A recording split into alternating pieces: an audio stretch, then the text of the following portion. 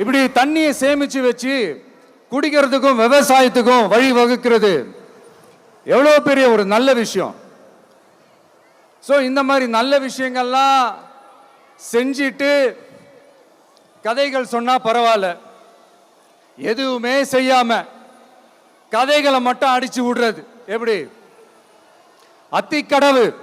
அத்திக்கடவு அவிநாசி திட்டத்தை இன்னும் விரிவுபடுத்தினா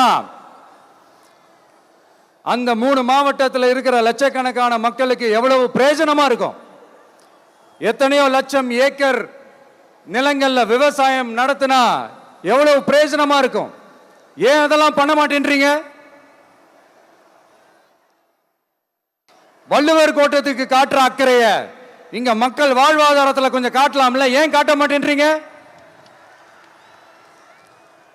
இங்க என்ன கவர்மெண்ட் நடத்துறாங்களா இல்ல கண்காட்சி நடத்துறாங்களா? இந்த 21ஆம் நூற்றாண்டிலே மக்களை பத்தி எதுவுமே யோசிக்கிறது இல்ல. ஆனா அந்த காலத்திலேயே இது எல்லாத்தையும் பத்தி யோசிச்ச மக்களை பத்தி, குடிக்கிற தண்ணியை பத்தி, விவசாயத்தை பத்தி, அணை கட்டுறதை பத்தி, கால்வாய் வெட்டுறதை பத்தி, இதெல்லாம் எங்கிருந்து? பவானியிலிருந்து நொய்யலாறு வரைக்கும் கால்வாய் வெட்டி இதெல்லாத்தையும் பத்தி யோசிச்ச காளிங்கராயன் அவர்களுக்கு கோடி கும்பிடு போட்டாலும் பார்த்தாதுங்க. இப்படி அந்த காலத்துல இருந்த ஒரு ஹீரோவை பத்தி பேசிட்டு இந்த காலத்துல, அதாவது 1920th செஞ்சுரியில இருந்த ஒரு ஹீரோவையும் பத்தி நம்ம பேசி ஆகணும்ல. ஒருத்தர் இலகிய மனம் கொண்ட ஹீரோனா இன்னொருத்தர் இரும்பு மாதிரி அயன் மேன் தான். எஸ், நம்ம ஈரோடு கடப்பாறை தான்.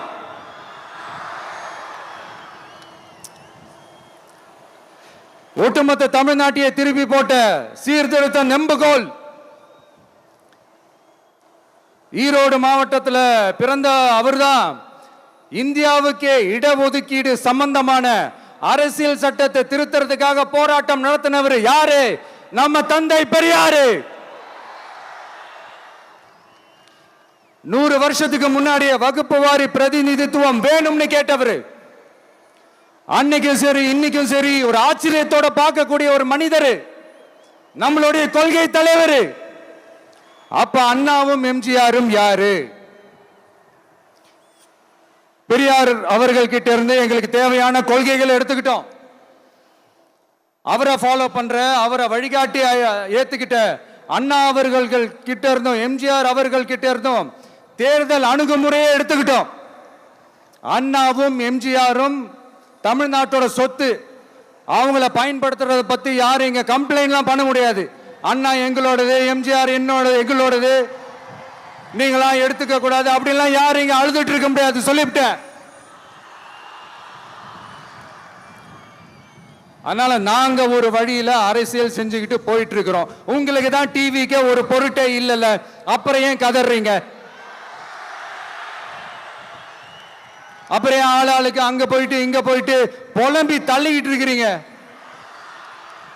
இது எப்படி இருக்கு தெரியுமா? எனக்கு பயம் இல்ல, எனக்கு பயம் இல்ல அப்படின்னு சத்தமா சவுண்ட் விட்டுக்கிட்டே சத்தமா பாட்டு பாடிக்கிட்டு இந்த நடுங்கிக்கிட்டே சின்ன பசங்க நடந்து போவாங்க, அந்த மாதிரி இருக்கு. முதல்ல மண்டையில இருக்கிற கொண்டே மறைங்க சார்.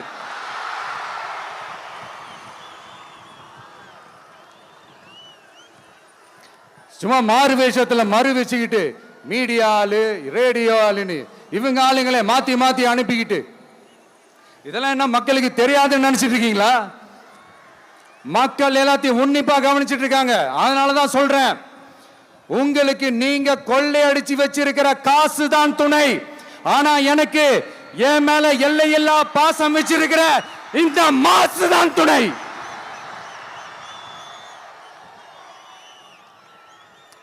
இப்படி நமக்கு துணையா இருக்கிற ஈரோடு மக்களுக்காக நான் இப்போ குரல் கொடுக்கலாம் வந்திருக்கிறேன். சரி, இப்ப விஷயத்துக்கு வருவோம். பெரியார் அவர்கள் கிட்ட இருந்த அந்த செல்வாக்கையும் அந்த பதவிகளையும் அந்த பவரையும் வச்சுக்கிட்டு அவர் என்ன சொன்னார் தெரியுமா? இவ்வளவு செல்வாக்கு, இவ்வளவு பதவிகள், இவ்வளவு பவர் இருந்தோம் நான் ஒரு 5 பைசா காசு சம்பாதிச்சிருப்பேனா? எனக்கோ இல்லை என் குடும்பத்துக்கோ பட்டங்கள் வேணும், பதவி வேணும்னு ஏதாவது கேட்டிருப்பேனா? இல்லை ஏதாவது லாபம் பார்த்துருப்பேனா? இல்லை எதுக்காவது ஆசைப்பட்டிருப்பேனா? ஆனா அவர் பேரை சொல்லிக்கிட்டு அவருடைய கொள்கையை ஃபாலோ பண்றதா சொல்லிக்கிட்டு இப்ப ஆட்சியில இருக்கிறவங்க என்னெல்லாம் செய்யறாங்கன்னு.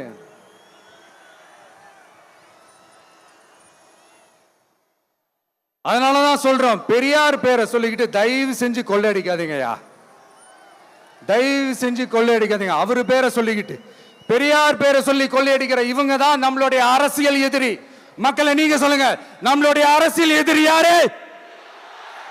நம்மளுடைய கொள்கை எதிரி யாரு? ரிப்பீட், நம்மளுடைய அரசியல் எதிரி யாரு? நம்மளுடைய கொள்கை எதிரி யாரு? உங்களுக்கு புரியுது இல்ல? எனக்கு அது போதும்யா, எனக்கு வேற எதுவுமே தேவையில்லை.